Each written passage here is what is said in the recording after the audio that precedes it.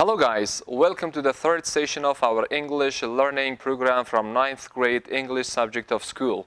In this session we are going to study a very important grammar by the name of infinitive. I hope you follow, learn and enjoy the lessons. به نام یاد خداوند بخشاینده و مهربان و درود بر روان پاک محبوب قلب ها و فخر کائنات سید حضرت محمد مصطفی صلی الله علیه و آله و صحبه و سلم. عرض سلام و خسته نباشی دارم خدمت همه شما خوبان و گرامیان. امیدوارم در هر کجایی که هستین تنهای همگی شما سالم، دلهای همگی شما بیغم و لبخند بر لبانتان مستدام باشه. عزیزان بیننده، به سومین جلسه آموزش زبان انگلیسی کتاب صنف نهم مکتب از تلویزیون جهانی عصر خوش آمدین. و در این پروگرام و این برنامه ما و شما قرار یکی از مهمترین موارد در صنف نهم مکتب با هم بحث کنیم تحت نام انفینیتیو یا مصدر. امیدوارم که تا آخر برنامه با ما همگام و همراه باشین. As I just mentioned, today we are going to study about the infinitive and afterwards the usages and the examples in English language, but in Persian we say مصدر. امروز پس قسمی که قبلا ذکر کردم تحت نام infinitive یا مصدر قرار یک موضوع رو بخوانین، بعد موارد استفاده رو بخوانین و چند تا مثال. In English language infinitive has two definitions that I'm going to discuss one by one with you. در زبان انگلیسی infinitive یا مصدر دو تا تعریف داره که با هم یک خود شما فرا میگیرین. So the first definition، تعریف اول، definition one، تعریف اول مصدر. Infinitive is the form of the verb، is the form of the verb. Infinitive is the form of the verb which does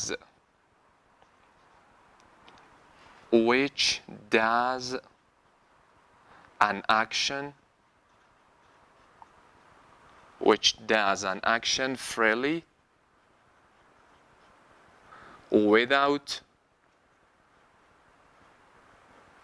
subject.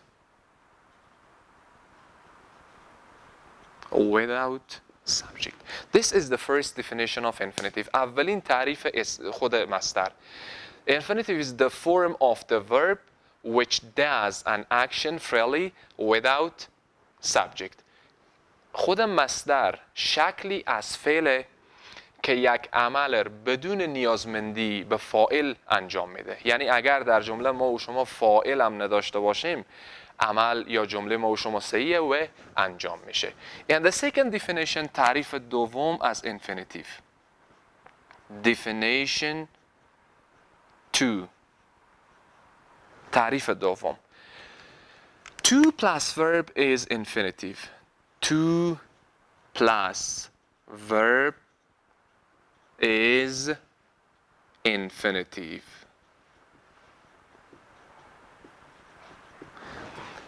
هرگاه تو جمع فعل قرار بگیره به نام مصدر یاد میشه. To plus verb is called infinitive. هرگاه در جمله تو داشتیم، حرف اضافه بعد از او فعل بود، خود مصدر یا infinitive یاد میشه. And afterwards let's talk about the usages. بیاین که با هم عنوان بعدی تحت نام یا تحت شعاع یا زیر چتر infinitive یعنی جزئی از infinitive بخوانیم که امانا usage باشه. Usages. In Persian we say، در فارسی میگن موارد استفاده. Usages، موارد استفاده. Infinitive has 5 usages that we are going to study one by one. ببینین خود مصدر یا infinitive 5 تا موارد کاربرد داره که انشالله با هم میخوانین. Number 1، مورد اول از موارد استفاده infinitive یا مصدر. We use infinitive as the subject of the sentence. As the subject of the sentence.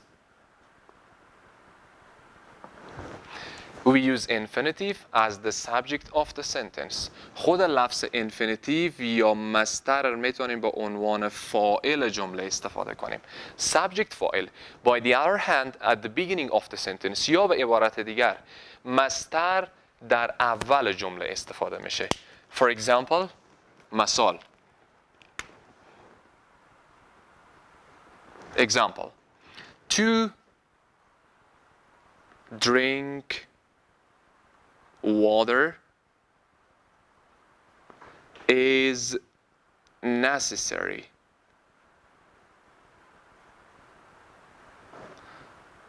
To drink water is necessary. نوشیدن آب نیازه. حالی دقیقاً یک جمله. اینجا دقیقاً تو جمع drink یا تو جمع drink که فعل باشه verb باشه infinitive. هر دو تعریف به اینجا صدق میکنه. تعریف اول که گفتیم infinitive یا مصدر بدون نیازمندی به فاعل عمل را انجام میده، دقیقاً به این جمله ما فاعل نداریم. There is no I with he she it or nouns. اینجا I with he she it یا اسمی وجود نداره، یعنی فاعل جمله وجود نداره. And the second definition تعریف دوم که گفتیم تو جمع فعل، دقیقاً اینجا تو حرف اضافی و drink هم فعله. پس هم تعریف اول صدق کرد و هم تعریف دوم و اینجا infinitive یا to plus verb به اول جمله هم استفاده شده یا به عنوان فاعل جمله. And the second usage of infinitive، مورد دوم از موارد استفاده infinitive اینه که we use infinitive at the end of the sentence.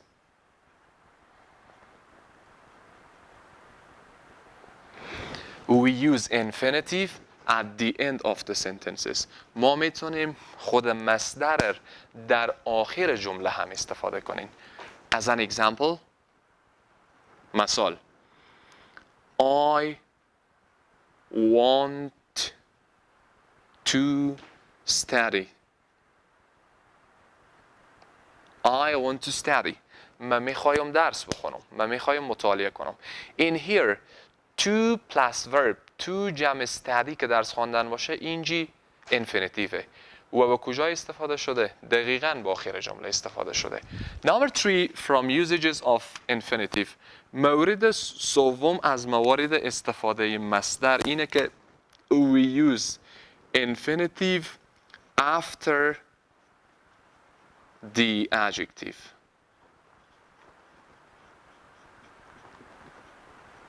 After the adjective ما میتونیم مصدر بعد از صفت استفاده بکنیم. For example، it is nice to meet you. It is nice to meet you or it is nice to meet you. از ملاقات شما خوشحالم. دقیقاً اینجا nice در انگلیسی صفته و تو جمع میت یا جمع ورب اینجا infinitive. infinitive بعد از صفت استفاده شد. Number 3 from the usages of infinitive، نکته چهارم از موارد استفاده infinitive اینه که we use infinitive with to be about or plus about to show a near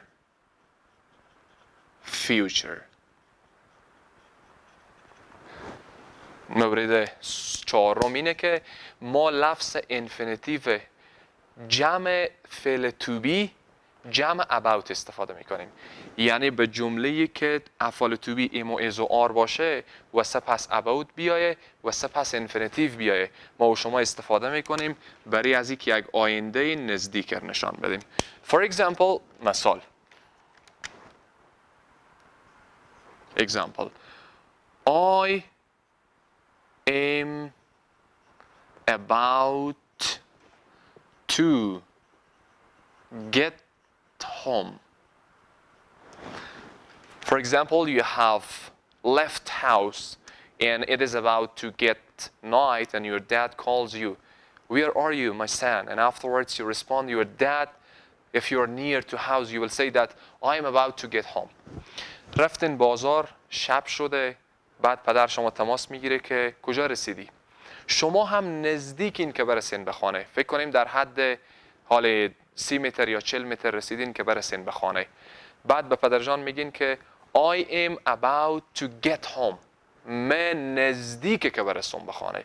یعنی در حد چند ثانیه دیگه یا چند دقیقه دیگه.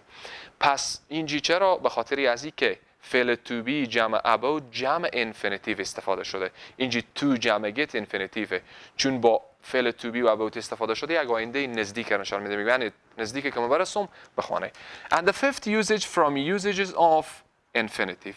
مورد پنجم از موارد استفاده infinitive یا مصدر اینه که infinitive shows an intention.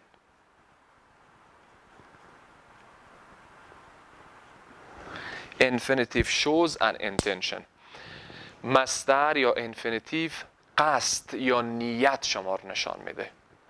قصد یا نیت. For example, مثال I came here to teach. I came here to teach English. من آمدم اینجا تا انگلیسی درس بدم. حال تو جمع تیچ یا تو جمع فعل اینجا اینفینیتیوه و دقیقاً قصد و نیت شما رو نشان داد که هدف از آمدن من اینجا که انگلیسی درس بدم. So the summary of today. اگر خواسته باشیم امروز خلاصه بکنیم درس ها. We just talked about infinitive. امروز ما و شما در رابطه به infinitive یا مصدر صحبت کردیم. And in here I told you و به این جیمه برای شما گفتم که infinitive had two definitions. دو تا تعریف داشت infinitive یا مصدر. The first definition تعریف اولی بود که infinitive is the form of the verb which does an action freely without subject. مصدر نوعی از فعل که یک عمل بدون نیاز به فاعل انجام میده. یعنی اگر ما و شما فاعلی هم در جمله نداشته باشیم یعنی جمله ما و شما درسته و عمل در حین حال انجام میشه. And the second definition تعریف دوم infinitive to plus verb is called infinitive. Wherever of the sentences that you see to plus verb it is infinitive. به هر جایی از جمله که شما دیدین to جمع فعل آماده بفهمید که infinitive یا مصدره. And afterwards I told you that the infinitive has 5 usages و بعد خواندین که خود infinitive یا مصدر 5 موارد استفاده داره. The first usage مورد استفاده از موارد اولی بود که از موارد مصدر. We use infinitive as the subject of the sentences.